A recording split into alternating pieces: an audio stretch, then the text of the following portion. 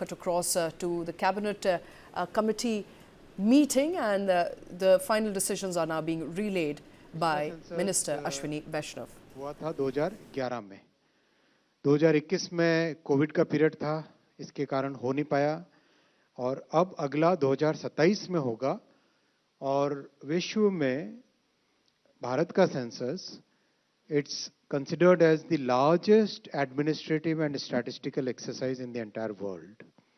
इतना massive exercise है ये, इसके लिए पूरी तैयारी की गई है, बहुत वेल प्लान्ड तरीके से इसको किया जाएगा, and lot of digital technologies will be used in census this time. इसका लीगल बेसिस हम सब जानते हैं, सेंसस एक्ट है और सेंसस के रूल्स हैं। 16 जून 2025 में गैजेट नोटिफिकेशन पब्लिश हुआ था सेंसस 2027 का। आज इसके लिए बजट अप्रूव हुआ है 11,718 करोड़ रुपीस का। सेंसस देश की जनसंख्या को एक पर्टिकुलर पॉइंट ऑफ टाइम में इन्यूमरेट करता है। What is the population, what is the characteristic of the population at a particular point of time. So that's why it's very important to have a reference date. Reference date रखी गई है 0 hours of 1st March 2027, यानी 30th April 28th February और 1st March की जो midnight है, वो midnight hour will be the reference date for reference hour for entire census. Snow bound areas के लिए इस रेफरेंस आवर को डिसाइड किया गया है 1 अक्टूबर के 0 आवर्स को। 1 अक्टूबर 2026 के 0 आवर्स को स्नो बाउंड एरियाज के लिए डिसाइड किया गया है। स्नो बाउंड एरियाज में अपने खुद के चैलेंजेस हैं, इसलिए ये डिफरेंशिएशन हमेशा रखा जाता है। सेंसस 2 फेजेस में होगा। There will be 2 phases of the census. Phase 1 which will be followed by Phase 2. Phase 1 में housing enlisting and housing census, which means कहाँ पे घर है, कितने देश में घर है, घर के अंदर क्या फैसिलिटीज है, पानी, बिजली, कनेक्टिविटी, कहीं पे कोई व्हीकल है किसी के पास, वो सब चीजें हाउस इन्यूमरेशन, हाउस लिस्टिंग और हाउसिंग सेंसस के नाम से गिनी जाती। That becomes the reference for population enumeration. कितने घर है उससे रेफरेंस बनता है पॉपुलेशन इन्यूमरेशन का। So house listing and housing census will be done between April to September 2026, और इसमें राज्य सरकारों के साथ काम किया जाएगा। राज्य सरकार जिस महीने में कंफर्टेबल हो उस हिसाब से इसका डिसीजन लिया जाएगा। We believe in cooperative federalism. प्रधानमंत्री जी हमेशा कोऑपरेटिव फेडरलिज्म की बात करते हैं।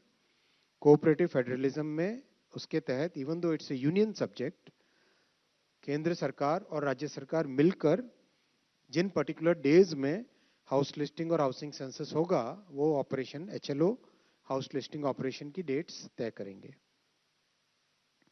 After house listing, second phase population enumeration will be done, और population enumeration में हर एग्जैक्ट कितनी पॉपुलेशन है व्यक्ति में, मतलब जो हमारे जनसंख्या के कई बेसिक पैरामीटर्स हैं, उन पैरामीटर्स का इन्यूमरेशन इसमें किया जाएगा।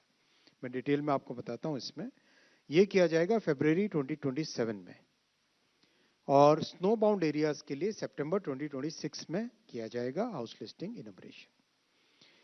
फेज 1 जैसा आपको बताया, फेज 1 में फोकस रहेगा हाउस होल्ड्स के अंदर क्या एमिनिटीज हैं, हाउसिंग कंडीशन कैसी है, कच्चा घर है, पक्का घर है, घर में कितने रूम्स हैं, किस तरह से घर में कोई व्हीकल है, घर में इलेक्ट्रिसिटी कनेक्शन कैसा है, वो सब चीजें फर्स्ट फेज में की जाएगी।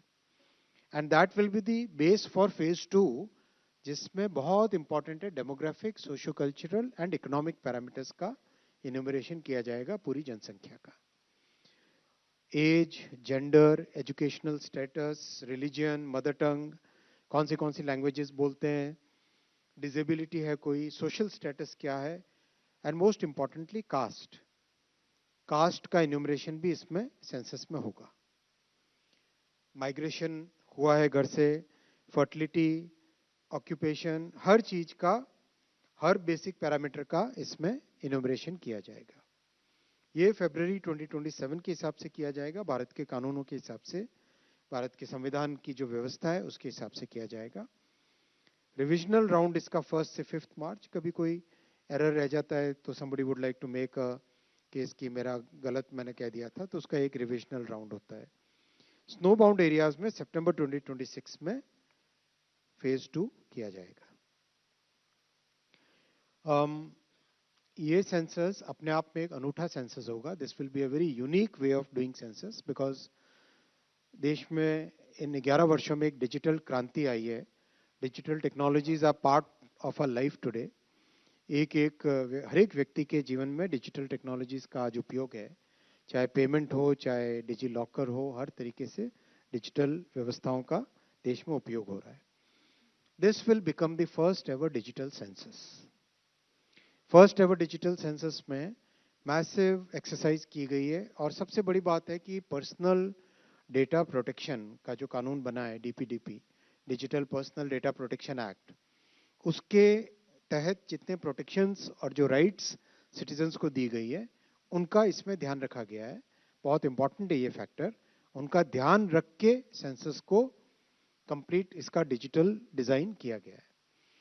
Census monitoring and management system का एक प्रॉपर पोर्टल होगा which will be available on the mobile phone also, क्योंकि इसमें सेल्फ इन्यूमरेशन की भी व्यवस्था है। जियो टैगिंग, हाउस लिस्टिंग के लिए, डिमार्केशन के लिए प्रॉपर लैंडमार्क का नोटिफिकेशन, लैंडमार्क को डिजिटली मेजर करना बहुत ही एक प्रॉपर वे में किया जाएगा, और बहुत अच्छे स्ट्रॉन्ग रोबस्ट सिक्योरिटी फीचर्स, जैसा आपको बताया, digital personal data protection act के तहत इसमें किए जाएंगे। और कास्ट इन्यूमरेशन का already cabinet committee on political affairs ने कुछ महीनों पहले इसका फैसला लिया था, आप सबकी जानकारी में है। ये सेल्फ इन्यूमरेशन का भी एक ऑप्शन रहेगा। पोर्टल के थ्रू सेल्फ इन्यूमरेशन का भी इसमें ऑप्शन रहेगा। मोस्ट इंपॉर्टेंट, सेंसस का डेटा कई तरह की प्लानिंग में काम में आता है, तो इस पूरी प्लानिंग एक्सरसाइज में सेंसस एज अ सर्विस किसी भी डिपार्टमेंट को, किसी भी स्टेट गवर्नमेंट को जो अपनी प्लानिंग के लिए, योजनाएं बनाने के लिए, स्कीम्स के लिए और एक फ्यूचर की रोड मैप बनाने के लिए जो इन्फॉर्मेशन चाहिए होती है, वो सारी information census organisation will be able to give census as a service because of the way it is done digitally. ये डिजिटल सेंसस का एक बहुत बड़ा एडवांटेज होगा, बिकॉज कई वर्षों तक इसका बेनिफिट मिलता रहे, वो फैसिलिटी इसमें अवेलेबल होगी। करीब 30 लाख फील्ड फंक्शनरीज इसमें काम करेंगे, which means about 1 crore human days का इसमें एम्प्लॉयमेंट जनरेट होगा। और बहुत मैसिव एक्सरसाइज है, अवेयरनेस क्रिएट की जाएगी, लास्ट माइल एंगेजमेंट, कैसे फील्ड ऑपरेशंस में स्टेट गवर्नमेंट के साथ मिलकर इन्यूमरेटर्स को हमें रिक्रूट करना है, वो सब चीज़ें इसमें सेंसस में की जाएगी। साथियों, ये बहुत इम्पॉर्टेंट एक्सरसाइज है देश के डेमोक्रेसी के लिए, देश की संवैधानिक व्यवस्था के लिए, इसीलिए इस पर बहुत फोकस किया गया है। हर तरीके से रोबस्टनेस, हर तरीके से डिजिटल पर्सनल डेटा प्रोटेक्शन के तहत और एक डिजिटल माध्यम से एक प्रॉपर इसकी डिटेल एक्सरसाइज की गई है। सेकेंड आज का बड़ा फैसला है वो है कोल सेतु। आप सब जानते हैं एनर्जी सिक्योरिटी में देश ने बहुत बड़े फैसले लिए माननीय प्रधानमंत्री जी के नेतृत्व में, और भारत अब कोल के प्रोडक्शन में ऑलरेडी आत्मनिर्भरता की तरफ बढ़ रहा है। हिस्टोरिक प्रोडक्शन हुआ है 24-25 फाइनेंशियल ईयर में, 1 बिलियन टन से ज़्यादा कोल का प्रोडक्शन हुआ है। और अब एक तरीके से इंपोर्ट पे जो पहले डिपेंडेंस होती थी, वो डिपेंडेंस करीब करीब बहुत कम हो गई है। Now we are saving about 60,000 crore rupees on forex because of the reduced dependence on imported coal. ये बहुत इंपॉर्टेंट है हम सबकी जानकारी के लिए कि देश में किस तरह से आत्मनिर्भरता हर एक क्षेत्र में, चाहे मैन्युफैक्चरिंग हो, चाहे एनर्जी हो, चाहे फार्मास्यूटिकल्स हो, चाहे फूड ग्रेन्स हो, चाहे पल्सेस हो, चाहे ऑयल सीड्स हो, हर क्षेत्र में आत्मनिर्भर बनने के लिए प्रधानमंत्री जी ने एक बहुत क्लियर रोड मैप देश के सामने रखा है। रेल और कोल एक तरीके से पार्टनर्स हैं और लगातार मिल के साथ करते हैं। और आप सबकी जानकारी में भी होगा, because of this very harmonised way of working between rail and coal, अभी डोमेस्टिक पावर प्लांट्स में रिकॉर्ड हाई स्टॉक्स ऑलरेडी इस बार क्रिएट हो चुके हैं। डोमेस्टिक जितने पावर प्लांट्स हैं उन सब में रिकॉर्ड हाई कोल स्टॉक्स क्रिएट हो चुके हैं। ये बहुत अच्छा ग्राफिकल वे है दिखाने का कि किस तरह से हमारे टोटल कंजम्पशन का percentage of imports as a percentage of total consumption लगातार कंसिस्टेंटली रिड्यूस होके 26% से 19% पे आ गया है।